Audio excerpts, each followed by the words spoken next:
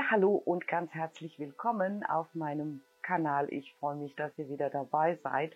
Ja, und in diesem Video backe ich wieder mal Brot. Und zwar ein richtig kerniges Roggenbrot, ein Emmerleibchen. Ja, das wird gebacken mit Emmermehl und das ist ein Urmehl, also ein Urgetreide. Das hat man schon vor tausenden Jahren angebaut. Und ja, jetzt, das ist in Vergessenheit geraten. Und jetzt baut man es langsam wieder an. Und das ist wirklich sehr, sehr, sehr gesund, reich an Mineralien, an Kalzium, an Vitaminen.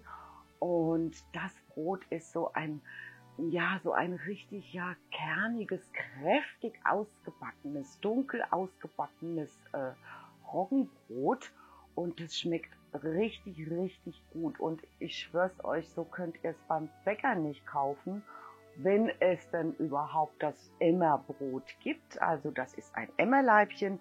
Und ja, dann kommt einfach mit mir in die Küche und schaut mir einfach zu. Ach so, ja, es ist auch ganz, ganz, ganz einfach zu machen. Also ihr braucht keine Backerfahrung. Der Teig ist ein bisschen klebrig, aber das soll so. Ne? Also dann kommt mit mir in die Küche und schaut mir ganz einfach zu. Bis gleich nach dem Intro.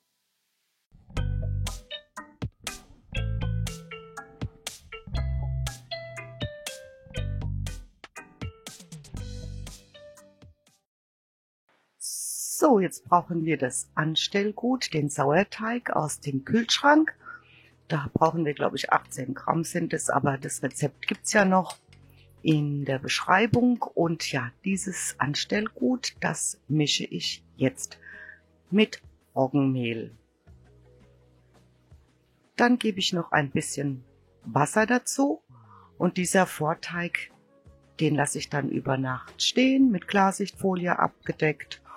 Und das ist dann der Sauerteig, den wir dann am nächsten Tag, am Backtag, dann für unseren Hauptteig brauchen.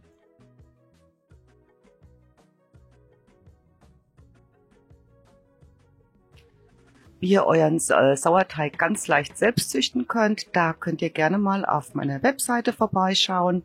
Da ist alles auch nochmal ganz genau beschrieben. Ja, Klarsichtfolie jetzt über den Topf und dann ist der Sauerteig am nächsten Tag fertig.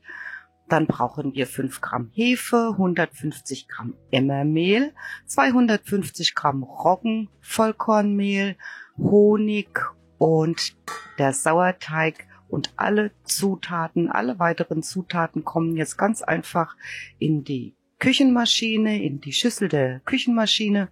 Und ja, jetzt wird alles einfach zu einem ganz glatten Teig verknetet.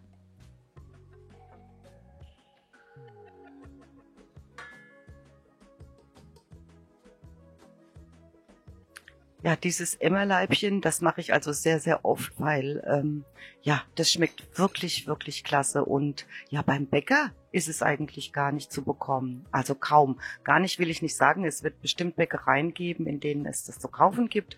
Ich habe es noch nicht entdeckt und ja, es schmeckt wirklich richtig schön kernig. Ja, Salz fehlt natürlich auch noch. 12 Gramm Salz kommen dazu. Und jetzt der halbe Teelöffel Honig, dann wird das Wasser aufgegossen und dann alles zum glatten Teig verknetet. Ja, und wenn ihr gerne kräftige, dunkle Brote mögt, dann verlinke ich euch auch nochmal mein Molkebrot. Das geht auch ganz einfach, das verlinke ich euch oben. Also wie ihr seht, alle Zutaten einfach in die Rührschüssel und dann verkneten. Der Teig wird ziemlich klebrig sein, aber das ist bei Vollkornteigen ganz normal. Die Schüssel, die decke ich jetzt mit Klarsichtfolie ab und lasse den Teig dann bei Zimmertemperatur ungefähr 1 Stunde stehen.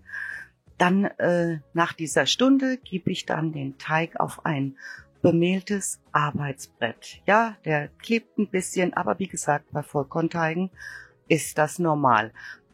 Dann wirke ich den Teig so ein bisschen rund und forme ihn dann zu einer Kugel. Das heißt, die Enden immer zur Mitte hinnehmen und ja, den Teig dann zu einer Kugel formen. Und dann zum Schluss in die Mitte, also am Schluss des Teiges, da arbeiten wir dann noch so ein bisschen Mehl mit ein. Ja, einfach etwas Mehl vom Backbrett noch nehmen und dann oben in den Schluss des Brotes einarbeiten. Dann kann das Brot nachher schön aufreißen und sieht nachher richtig schön rustikal aus. Ne? Das soll also oben schön aufreißen und das sieht nachher toll aus, wenn das dunkel ausgebacken ist und dann ja so rustikal aufgerissen ist. Ja, dann gebe ich dann den Teigling in ein bemehltes Gärkörbchen mit dem Schluss nach unten. Ne? Also da, wo ihr Mehl reingemacht habt, dieses Teil kommt nach unten und dann ruht der Teig nochmal für 80 bis 120 Minuten. Dann anschließend den Teigling dann auf ein Backpapier kippen, den heißen Topf aus dem Ofen nehmen. Vorsicht, also denkt an Topfhandschuhe, unbedingt. Dann gebt ihr das Brot mit dem Backpapier in den heißen Topf, legt den Deckel auf und lasst dann das Brot für eine Viertelstunde bei 250 Grad backen. Danach nehmt ihr den Deckel ab und guckt mal, wie schön dieses Brot aufgerissen ist. Ne? Und ja, das Brot ist fertig. Dann nach 60 bis 70 Minuten müsst ihr gucken. Wenn es hohl klingt, ist es fertig. Ja, dann lasst ihr es schön auskühlen. Und das schmeckt so super. Und guck mal, das ist richtig super geworden. Also ich liebe dieses Brot und mach's wirklich oft. So schwer war es doch gar nicht, oder? Ich bedanke mich fürs Zuschauen bei euch und wünsche euch noch viel Spaß beim Nachmachen. Tschüss, bis zum nächsten Mal.